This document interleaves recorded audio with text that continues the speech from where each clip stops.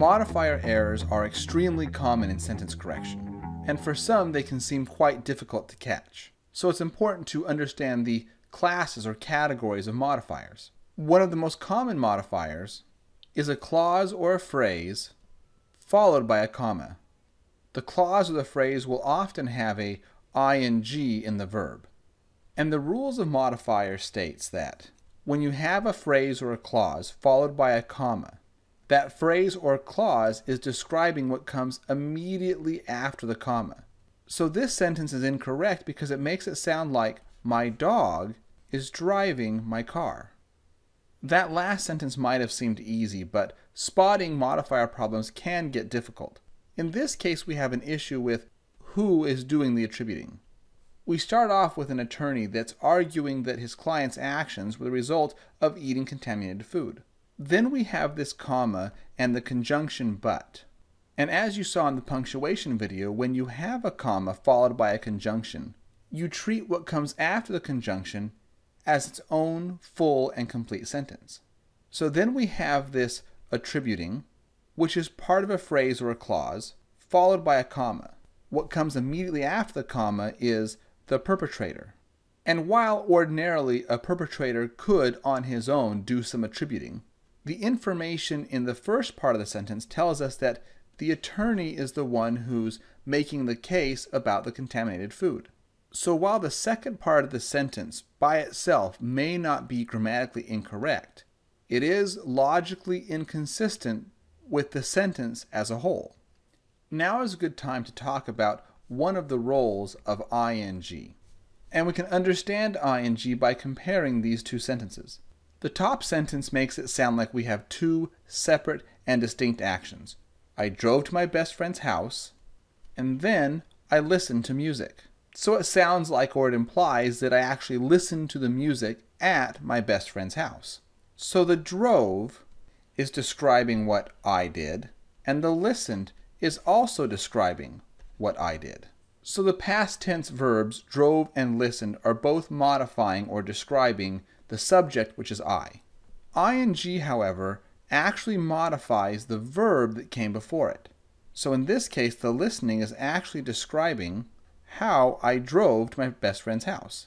So it sounds like I actually was in the car driving and simultaneously listening to my music. Both sentences are grammatically correct. It just matters what the intended meaning of the sentence was. So you have to watch out where the difference between listened with an ed and listening with an ing create an illogical sentence. So here's a sentence where the ing actually makes the sentence illogical. We start off with Lucretia Mott, and she has published her discourse on women. Then we have a comma followed by arguing. So the arguing is describing the verb that came before it, which in this case is published. So it makes it sound like she was upset and screaming while she was printing or publishing her essay. In the second example, we have a comma followed by an essay. So the essay is describing what came immediately before the comma, which in this case is the discourse on women, and it's in capitals, so we can assume it's the title. And that would make sense. The discourse on women is an essay. That's a correct modifier. While a word ending in ing can go back 4 or 5 words in the sentence to modify the verb that came before it, the modifying phrase comma which is extremely picky. It modifies the word that came immediately before the comma.